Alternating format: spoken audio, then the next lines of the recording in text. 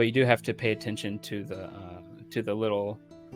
They have little tags that says a different licensing on it, and some of them will say like, oh, you can't modify it. Some will say not for commercial use or whatever. Okay. And some will say, yeah, whatever, totally do whatever you want. So you have to find the right ones. The chasm, did you have to draw that, or there was already a template for this? that? No, yeah. This already existed. It was actually an acid pit. Cool. But I was like, sure. I literally took a Sharpie and just made it black. Yeah, fine. Well, that's pretty cool. It's called, if anyone's interested, these are called OpenForge. And if you just Google search for OpenForge, it'll come right up. And the guy who made them just made a whole bunch of little tile sets. He has walls. I don't use the full walls because it would block you being able to see. So I just have the little miniature walls. They're a bit representative, but at least you can see past them because they're short.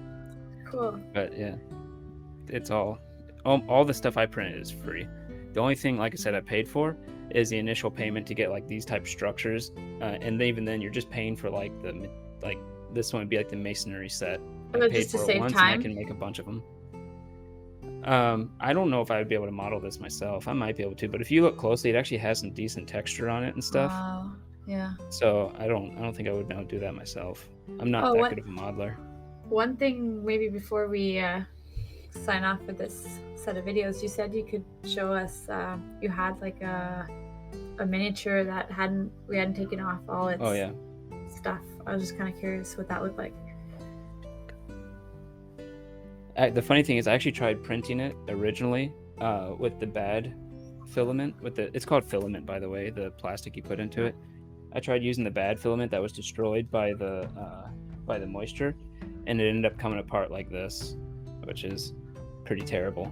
Lost a leg, lost an arm, lost a head. It was pretty bad. Because I should just add some blood. Yeah, well, if it just is in humidity for too long, it could just be a corpse. Exactly. Like when we did the haunted scarecrow mission last episode, we could have had just like the guts that had like spilled out everywhere. So I could show you it if I could find it, but maybe the cat took it. Oh no, he could have knocked it off. Sometimes I found out, like, sometimes I'll be like, oh, I can't find that miniature. I found out later that it's actually in one of my buildings since they come apart. I found it, like, just laying on the first floor of one or something. I can show you this, too. I don't know if people have seen this. Let me bring it. Well.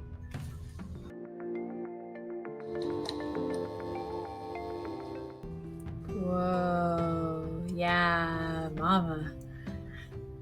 This was the biggest one I ever printed. Yeah. Wow. It's huge, and again, this is at 70% scale. I could not believe you printed that. That's Trollskull, right? I thought it would be more useful too, but yeah, Trollskull.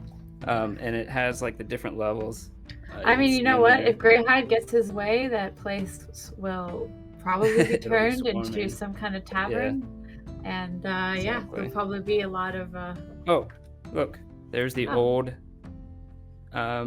The old Fitz, with his ring, the one the person he was with his ring. Oh, that's what he looked like. Yeah, I just randomly found him inside of Trollskull. Here, this should focus it then. Oh, yeah, it's a lot of focus. I did it with bad filament too. He lost his whole bottom jaw because it didn't print right. It's kind of sad, but these things happen. Wait, can we get a closer look at Trollskull after? Wow. Oh yeah. Old Fitz. Yeah, you can see he's missing his bottom jaw because it didn't print right. He looks like an undead from World of Warcraft. But he'll probably forgive you. Yeah. Oh, that's right. You mean like that? Yeah. There we go. Yeah, cool. So this is get out of here. Get out of your building. What are you doing here? Look at that. That's the whole thing up there. I did paint the bottom one a little bit, really lazily, but it has a little bit of color to it. The rest of them are just printed with wood color because it is wood after the first level. But yeah. So the first level is not, but the second is all printed with like a wood filament? It's a wood colored filament. It's still plastic. But where does Alpha sleep? I think it's supposed to be up in this thing. It's not really represented right. Wait, move your camera up a bit. Yeah. Oh, right in there? Yeah. Okay, yeah. Cool. I don't think that's represented. I don't think it's supposed to be like that. They probably didn't have the right model for it in the town building thing I was telling you about on the website. Yeah. But the rest of it's Trollskull cool. Manor. I forget what. Oh, I did find it, by the way. The one with all the support structure, and the cat did knock it off. Nice. I forget what episode we first see Trollskull, like as a 3D printed model. Oh, it's like 4 or 5, yeah. Yeah, it took a long time. I think I had like half of it printed for a while, and not the other half, because the filament's starting to go bad, and that's when I started researching. Like, oh wow, moisture destroys filament apparently, and that's why it works fine for Trollskull because it is a pretty like rundown if you look place. Closely, here, let me put it back on the other one, and then show you closely. You can see where on the top it really started degrading. Like you can see little holes and stuff. Oh, that's actually really cool considering what the building is. Yeah, whereas this one was more made with newer filament, and you can see just like it's nice and solid, smooth, and has like texture, versus this one, which is like roof damage. Starting to go bad. Yeah, it starts getting a little porous. But, cool. Yeah, there's a lot to it. Like I said, the biggest investment is more time than money when it comes to 3D printing. Yeah, like something like Trollskull must have been like a week, 2 weeks. Like, yeah, it's hard to say. If I were to do it one right after another, everything maybe a week and a half, but I split it up over a few weeks. But super cool. And then the one without filament. The one with all the support still on it. This is kind of how it looks. It just looks like a bunch of nothing. So you can see it's going off screen. You can see like with my pinky right there, you can see like an arm right there. It's like sticking out, but it's being held up by the support structures. So what I would usually have to do, I don't want to do too much on camera because I have to be careful doing it, because this is like a little ding. And I would take this pliers and literally just peel it off a little bit at a time to get to the actual main character. Whoa. But this model is actually made for, I actually bought this model, and I actually post it in the Discord when we go live.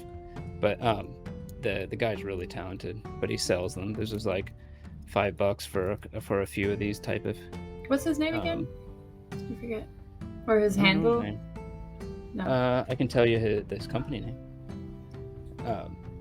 His company name is Lion Tower Adventures Guild. That was the one you posted last episode. No, that was a different guy who makes. Oh, okay. There's a lot of people make 3D models, I guess. Yeah. That was a different one. But yeah, you see, I just pulled off this little piece there, so you can start seeing the actual body on the top now. Oh, cool. Well, it must be kind of tricky to know what to pull out so you don't pull off like an arm. Yeah, sometimes I have to pull up the model and be like, oh, is that supposed to be there? I don't know. But yeah. Cool. Well, I guess for today, I guess we can stop here. We'll definitely have more of these videos coming out. Greg has a whole setup to clean up. Right, a whole mess to clean up, and he has a whole like behind the scenes of the role and all the tech he uses to make the magic happen. Yeah. So we'll definitely look at that on our next episode. And leave in the comments if you're something you want to see specifically. Things like I can go into some detail about the 3D printing process itself. I can go into my whole digital setup with OBS to, go between screens, have different angles, have my show and tell here where you can actually show different monsters and stuff like that. Well, that's a lot of them. But, that's cool. I can go into a lot of that stuff. So leave a comment if you're interested in something specific. But yeah, thanks for watching. Thank you for watching.